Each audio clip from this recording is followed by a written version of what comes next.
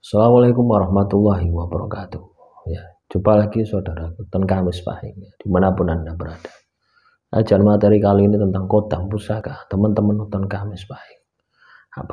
Apakah teman-teman Kamis Pahing memiliki kodam pusaka atau pusaka gaib? Ya, biasanya ya teman-teman Kamis Pahing ketika kita memiliki sebuah pusaka, ya, pusaka wujud ya. Itu biasanya kita akan ketempatan makhluk halus yang ada di dalam pusaka itu. Jadi biasanya ya pusaka ini kosong ya.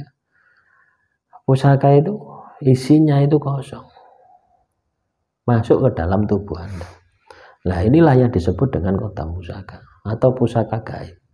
Sehingga ketika seseorang menerawang ya, atau terawangan, itu yang kelihatan itu seperti wujud pusaka, entah keris, entah tumbak atau apapun ya. Itu juga bisa menjelma menjadi kodamnya harimau ya, naga dan sebagainya ya. Jadi teman-teman Kamis Pahing perlu Anda pahami ya, pusaka gaib atau kodam pusaka itu bukan pusaka wujud besi terus masuk di dalam tubuh Anda. Kalau itu wujud besi dimasuk dalam tubuh Anda, ya tubuh Anda ini ya terganggu metabolismenya, hanya energinya gitu loh ya. Ya tetap berpengaruh ya secara energi. Misalkan Anda ketempatan kodam pusaka yang memiliki tuah untuk kekebalan, ya maka Anda akan memiliki ya kulit kebal. Anda ketempatan kodam pusaka yang memiliki tuah untuk pengasihan, ya otomatis Anda akan memiliki kemampuan untuk pengasihan. Jadi seperti itu ya. Nah, kodam pusaka itu seperti itu. Kodam pusaka adalah kodam yang menempati sebuah pusaka. Itu yang disebut dengan kodam pusaka. Ya, bukan pusaka gaib terus ada di dalam tubuh Anda bentuk pusaka, bukan. Itu adalah makhluk halus. Itu adalah jin. Nah, banyak orang itu mengkultuskan ya, menghiperbolahkan ya. Anda tahu majas hiperbola, dibesar-besarkan. Seolah-olah ketika seseorang itu ketempatan kodam pusaka itu orangnya itu wah, orangnya istimewa, ya biasa saja ya. Coba Anda bayangkan ketika itu adalah katakanlah kolektor keris ya, sudah pasti ketempatan kodam pusaka lah, pusaka di rumah ini oke gitu.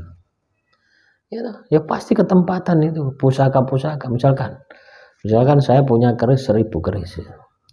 Otomatis ya 1000 keris itu juga ada di dalam tubuh saya gitu ya. Iya. Nah makanya ya kudu tirakat ya. Enggak kepenaan ya. Ketika kita ini ketempatan kodam itu enggak kepenaan. Ketika energi spiritual kita lemah ya kita yang akan loro-loron gitu ya. Makanya kolektor-kolektor keris itu pasti laku tirakat. Kalau enggak laku tirakat ya ambruk. Ya, nah itulah kodam pusaka itu seperti itu.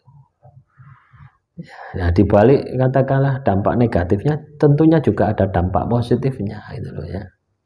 Artinya pengaruh dari pusaka itu tergantung pusaka itu. Misalkan Anda punya pusaka Pasopati, ya keris jalak sangu tumpeng misalkan. Ya, lu apa enggak ada lunya ya, kerisnya lurus. Ya. Ini untuk kewibawaan, untuk kerezekian. Ya. Maka tuahnya untuk kerezekian. Nah, seperti itu. Ya. Apakah kerisnya yang memberikan tuah? Apakah pusakanya? Bukan. Ya, yang memberikan tuah adalah kodamnya, energi dari kodam yang ada di dalam pusaka tadi. Nah, itu yang disebut dengan pusaka gaib. Ya, itu yang disebut dengan kodam pusaka. Ya. Artinya makhluk halus yang berada di dalam pusaka tadi yang ditundukkan oleh si empu ketika membuat keris supaya bisa membantu si pemilik keris itu ya. Itu yang disebut dengan kodam pusaka. Jadi tidak usah dibesar-besarkan ya. Saya membuat materi-materi semacam ini supaya teman-teman itu tidak tersesat, tidak disesatkan oleh orang-orang yang tidak bertanggung jawab. Oh kamu itu ketempatan kodam pusaka. Oh kamu itu kalau kodam pusaka itu tidak mungkin ngomong seperti itu, pasti ngomongnya seperti ini. Oh, kamu ketempatan pusaka gaib.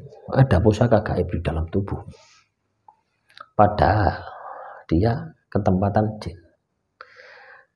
Jin yang ada di dalam sebuah pusaka yang berada di dalam dirinya.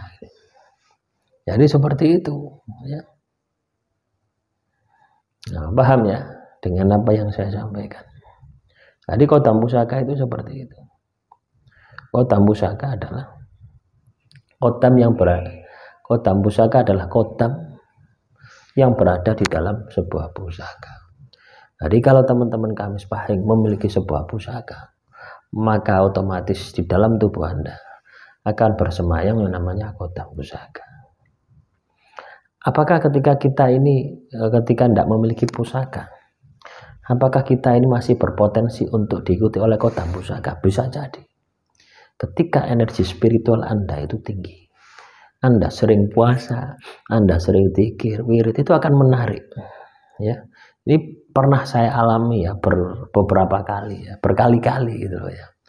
Banyak kodam-kodam pusaka itu yang mau ikut gitu loh ya. Juga termasuk pusakanya gitu loh ya. Ya, Anda coba, ya, Anda sering wirid, sering zikir, sering puasa, terus Anda berjalan ke tempat yang ada pusakanya, itu pasti akan ketarik oleh energi Anda. Ya, karena apa? Kodam pusaka itu senang ya dengan orang yang spiritualnya tinggi gitu. Kenapa kok senang? Karena ya ibarat dapat suplai makanan gitu, dapat suplai energi.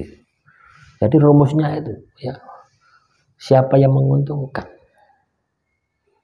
Ya, jadi di dalam dunia makhluk halus itu, ya, itu hukumnya hukum rimba.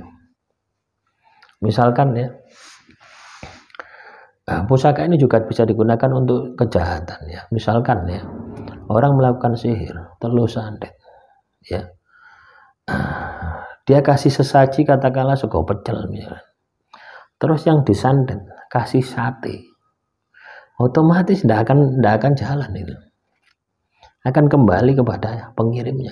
Jadi seperti itu tekniknya. Teknik dukun itu seperti itu biasanya. Ya, kan banyak loh orang katakanlah pembersihan rumah dari sihir, dari teluh, dari santet.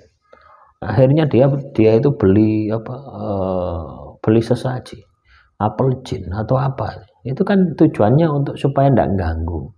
Kilo tak keimangan sing enak apel jin, poni basalwa. Nah itulah. Jadi waspada ya. Jangan sampai Anda tertipu dengan kodam pusaka atau pusaka gaib. Demikian materi untuk kali ini. Kita akan sambung lagi untuk materi-materi selanjutnya. Akhirul kalam. Assalamualaikum warahmatullahi wabarakatuh. Salam rahayu, rahayu, rahayu.